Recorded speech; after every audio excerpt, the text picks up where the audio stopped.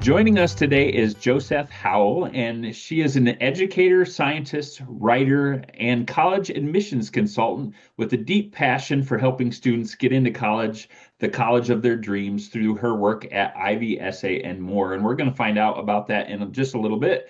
But the reason she's with us today is she's also an author who has recently released a new book, and that book is called Water Wonderful World. Joseph, thank you so much for being with us. Tell us about this book.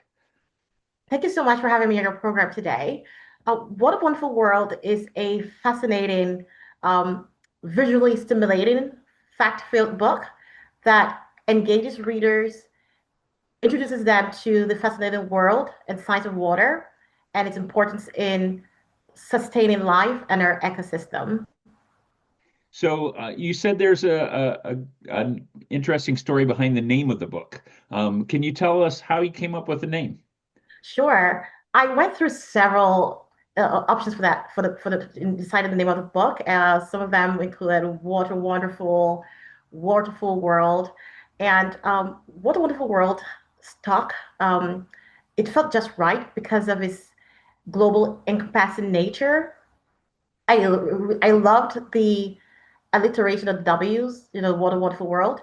But I also like the fact that in in given my background as an American and Jamaican Nigerian, I liked how water sounded like what sounds like water. If you've ever been to Jamaica, and that is it's a lot. It's water is it sounds that way in Jamaican Patois or Creole, and that's a language. Jamaican Patois is a broken form of English that is spoken in Jamaica and throughout the Jamaican diaspora with West African influences, and again, that been Nigeria there, so that tied that in. But when you combine water with the rest of the other titles in my book, it transforms into What a Wonderful World, which is a song, a type of song sung by American composer um, Louis Armstrong. I really loved how that song itself to captured, it really speaks about the beauty of nature and water as a natural resource is it's indispensable to our lives, and it's something that um, it would make our lives impossible to live, make the world impossible to be the way it is today. So it just really fits in nicely. Now, that's a beautiful story, and I love how you could connect water and how water connects all of us. And with your rich background, that's so evident. And so let's find out a little before we get more into the book. Let's find out a little bit more about you. Um, what is your background? Why this interest in water and writing a book about it? Great question there. So writing the book came out of my experience with homeschool my children. Having homeschooled them, we read countless number of books, and I felt something was missing. But I also knew I wanted to, at that point, contribute to the, body of children's literature. I wanted a book, a science book that was not just filled with fun facts, but one that was experiential. Like I feel science it should be more than just theories. It should be something that a reader can connect to. It's best learned when you can connect to it. And so I decided to write a book. I took a unique approach because I wrote it in poetic flair. Poetry has a way of enabling readers connect with the material, and therefore enhancing comprehension and mastery of concepts. But it also aids in research shows that poetry also aids in a recollection of material, recall of material, and memory. So again, if we can connect to what we read, we're able to remember it and also apply it. So that's how that topic, um, uh, that's how it came about. One thing I also forgot to mention, that I think it's an interesting thing you'll find interesting here is uh, because of the alliteration of the W's in the title, is a playful nod to the World Wide Web, the three W's there, and I feel like it ties everything together in a meaningful modern way. That's very cool. And I think you're right that poetry does tend to grab a hold of us and help us retain information and retain feelings about things. And so that's really cool that that's the way that you chose to express stuff. Now, I think some of your background, you have degrees from Columbia University as well as Rutgers, and you're a scientist, so you have a wealth of information. Is that kind of the direction of your education, water or other natural things? So I'm a biochemist by training. And so in biochemistry, you study the body, you look at how chemical reactions operate in the biological system.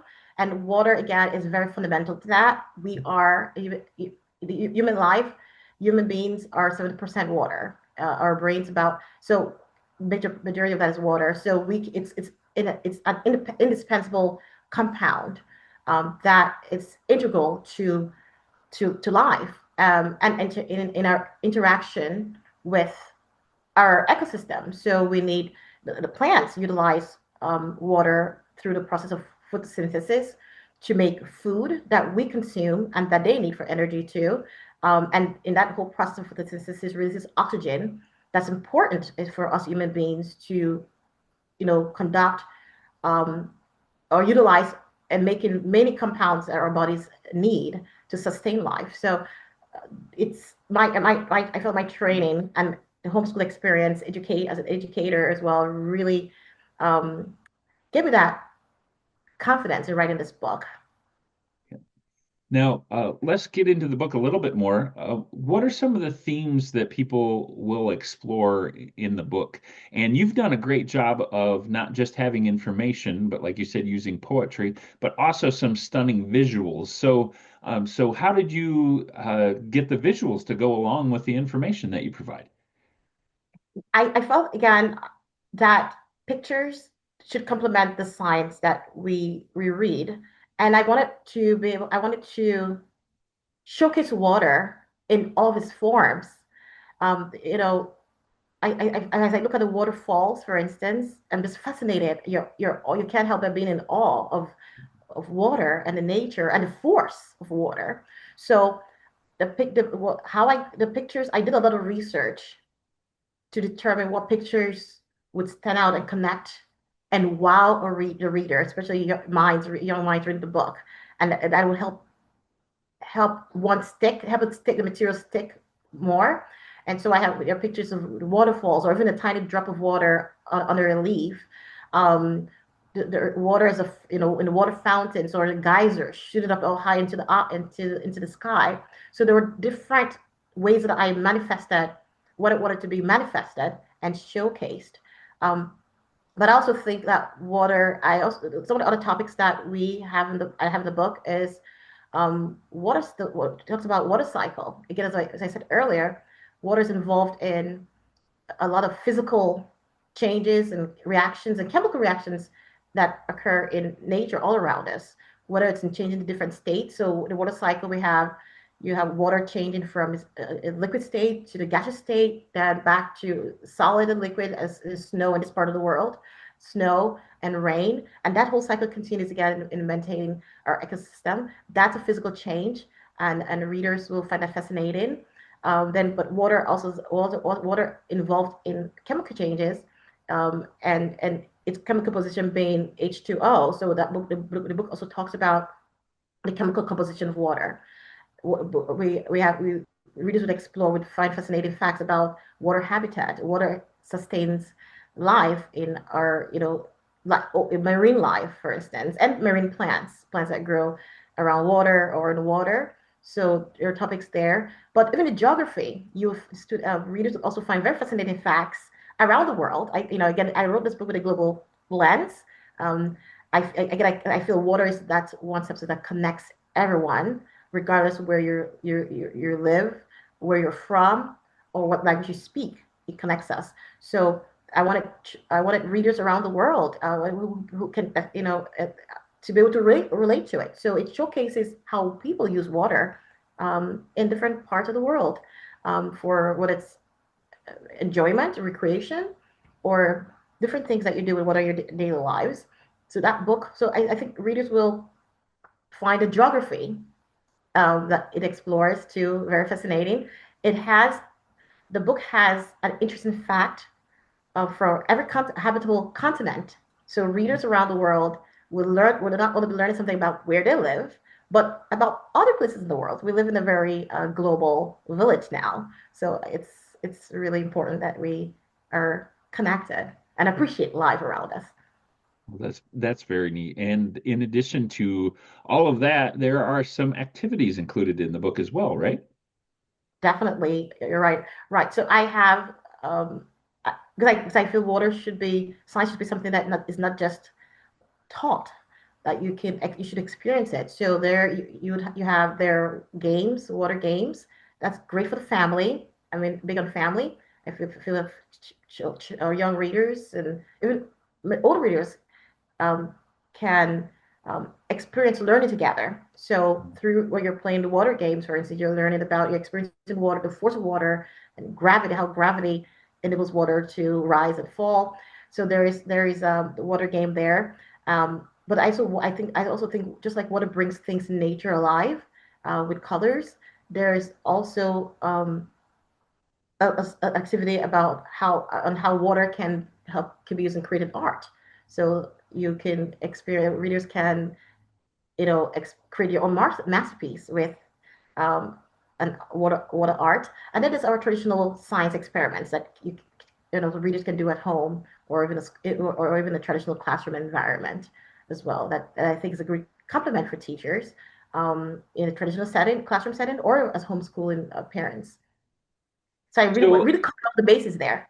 yeah, yeah, it really does. So, where can people get a copy?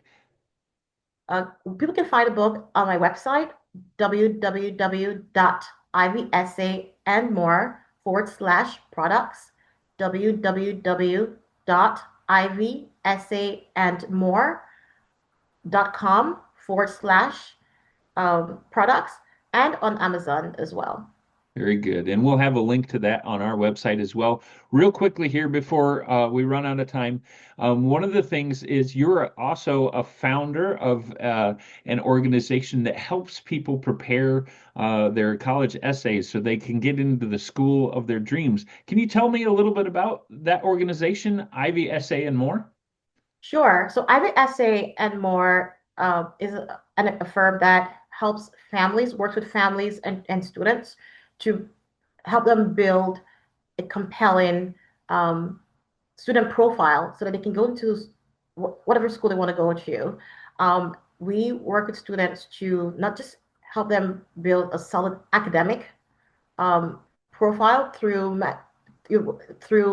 uh, determining such the kind of classes to take throughout from middle school through high school. I feel we know that from research that if students have a very strong foundation at the beginning, that they tend to do very well. So we're working with students, we're coaching them on how to build that strong foundation starting in middle school. So by the time they get to your freshman year in high school, it's part of their DNA. It's become part of a common practice, and that we help them in that at that time determine what kind of classes to take, in identifying passion projects that come up that are authentic when you're talking to an admissions officer, and when you're writing your personal statements and supplemental essays. So we also offer editorial support and strategy in working with students throughout that supplemental essay and personal writing process. Um, when it comes time to apply to school. But leading up to that's leading up to the application process. We're having to build the students again through tutoring and just enabling them strategically determine what kind of classes to take, how to do well, how to manage their time, how to stay organized, what activities and to engage in school, how to leverage your summers too. So that it has that is so that it's impactful and lends to them being authentic in their application process. Well, Joseph, thank you so much for one, sharing the book with us, but also sharing some time.